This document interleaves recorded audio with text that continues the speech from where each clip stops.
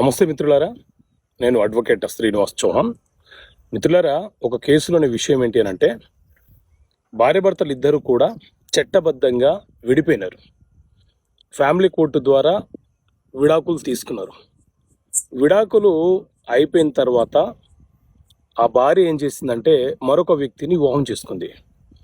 ఇప్పుడు ఆమె ప్లస్ ఆ రెండో భర్త మొదటి భర్తను వేధించి కొంత డబ్బును నష్టపరిహారంగా తీసుకోవాలని చెప్పి అతని మీద 498A కేసు ఫైల్ చేయాలని ఆమె ఆలోచన, అతని మీద, అతని యొక్క కుటుంబ సభ్యుల మీద.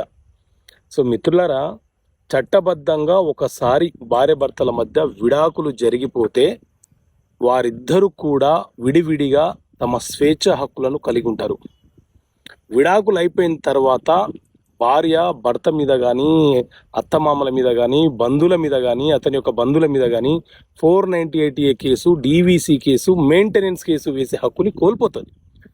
గుజరాత్ హైకోర్టు 3256/2016 క్వాష్ కేసులో కూడా ఈ విషయాన్ని ప్రస్తావిస్తూ భార్యాభర్తలు ఇద్దరు విడాకులు పొందిన తర్వాత తిరిగి భార్య 498A కేసు ఫైల్ చేయడానికి అవకాశం లేదని చాలా స్పష్టంగా తీర్పునివ్వడం జరిగింది.